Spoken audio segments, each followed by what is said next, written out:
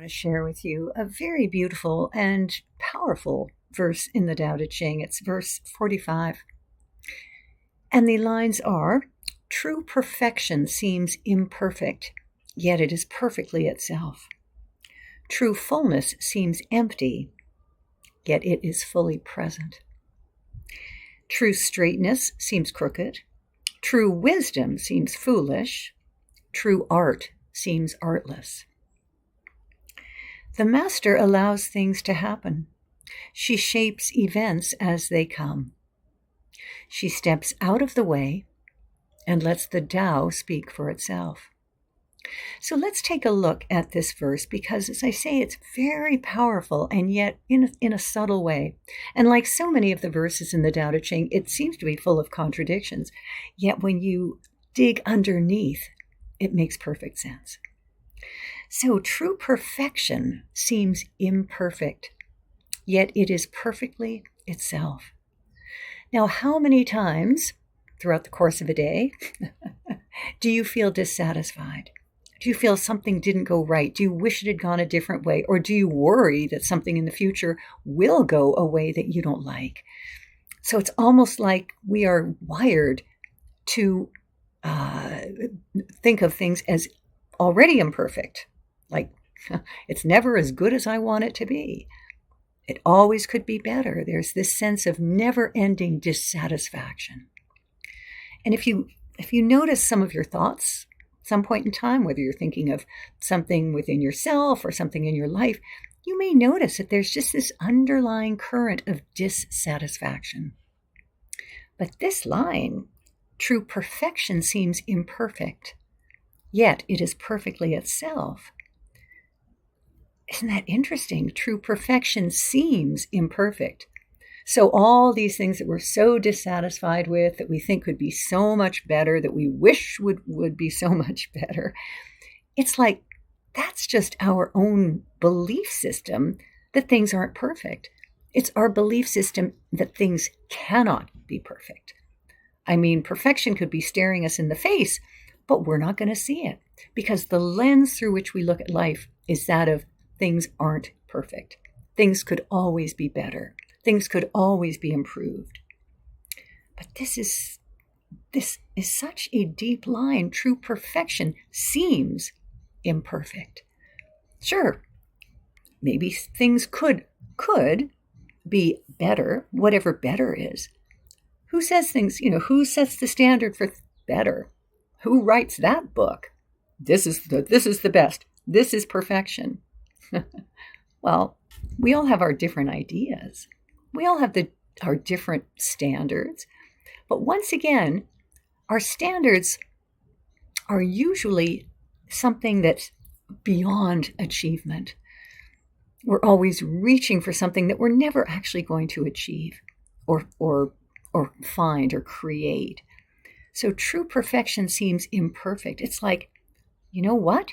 Things are actually perfect right now. It's just our viewpoint that makes them seem imperfect.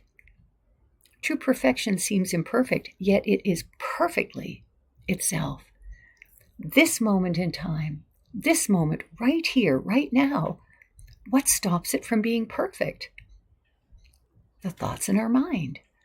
The only place imperfection lives is in our interpretation of what we call reality.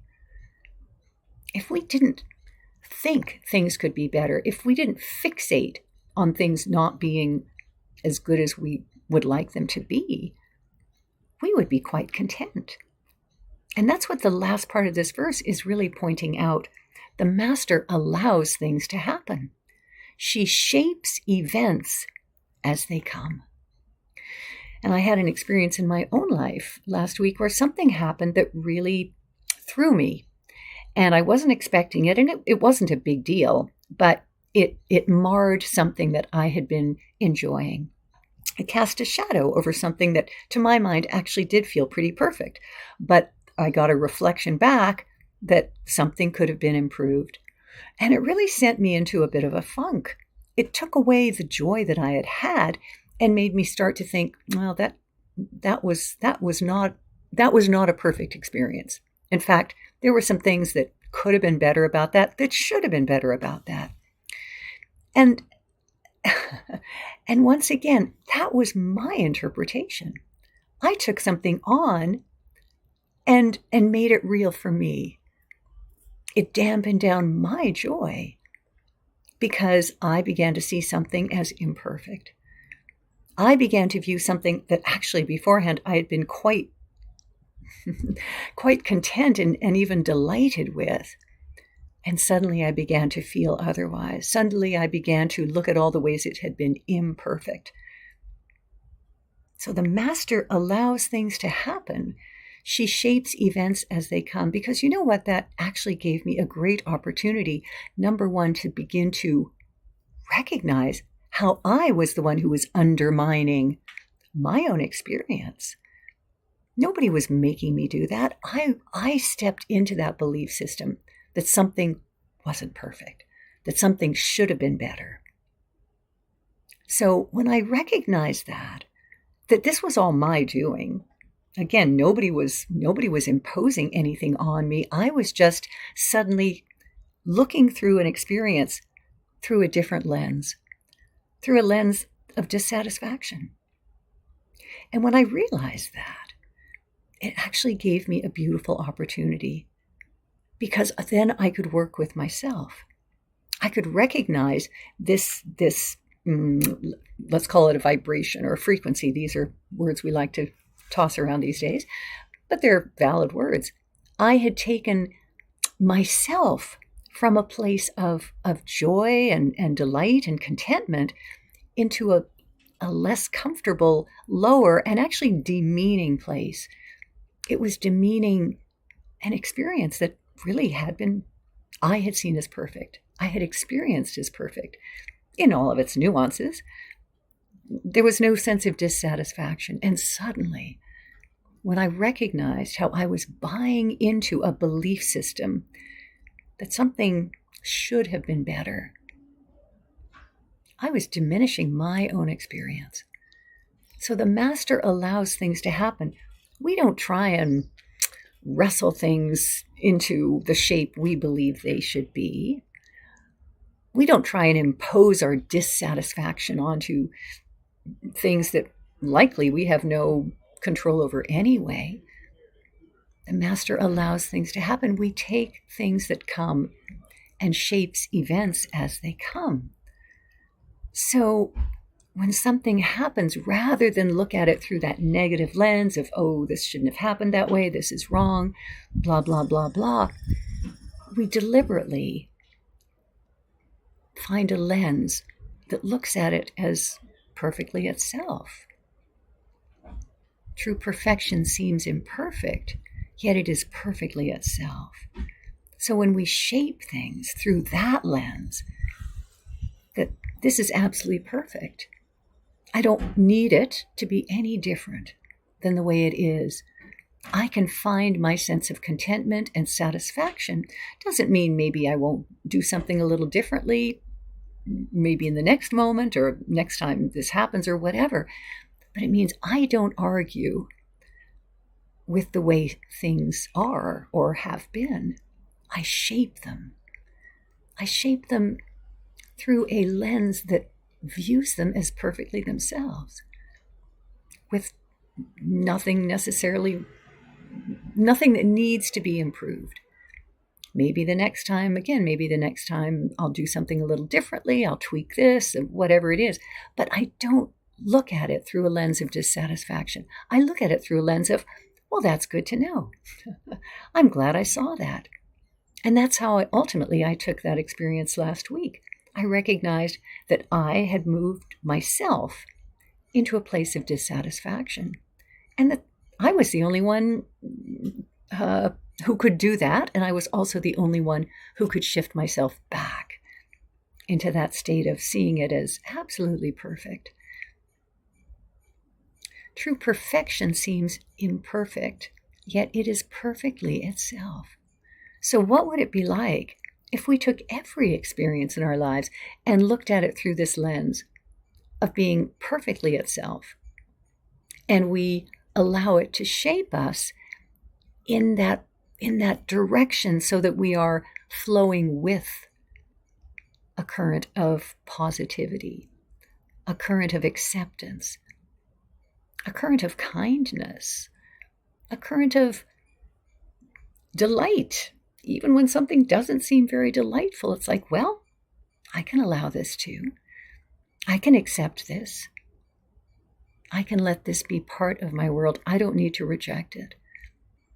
And when we do that, we actually do flow with life. She steps out of the way. Like we step out of the way. We become like a river that just flows around obstacles. There's a big rock, we just flow around it. We step out of the way. We don't impose our sense of dissatisfaction that something should have been different, should have been better. We don't impose that. We shape events as they come, and we step out of the way. And we let the Tao speak for itself. And the Tao, in a way, is this great river of life that is a benevolent force when we work with it, when we flow with it, when we shape events so that they are always a force of good, whether it means we change something a little bit, or whether it is perfect and we suddenly recognize the perfection. But we don't fight, we don't struggle, we don't impose our own sense of dissatisfaction and this shouldn't be like that. True perfection seems imperfect, yet it is perfectly itself. So explore your life from that perspective today. When you notice you're in that place of dissatisfaction, take a step back. Wait a minute. How can I work with this? How can I allow things to happen? The master allows things, she shapes events, she allows things to happen. She shapes events as they come. How can I shape this into a way that actually is perfect? Even though my first thought was how imperfect it is, how it should be different, and I'm not satisfied with it. Well, let me see if I can view it through this lens of it's actually perfect as it is. The master allows things to happen. She shapes events as they come. She gets out of the way. We step out of our own way and lets the Tao speak for itself. Because when we truly view everything as positive, as food for our own ever-expanding evolution, then that's what it becomes. That becomes our experience in this moment, in this moment, in this moment, in this moment, and in this experience, in this experience, in this experience, in this experience. So see if you can experiment with this a bit today. True perfection seems imperfect, yet it is perfectly itself. So experiment with looking at things that happen in your life through this lens of being perfect. And have fun with it. It's quite a journey.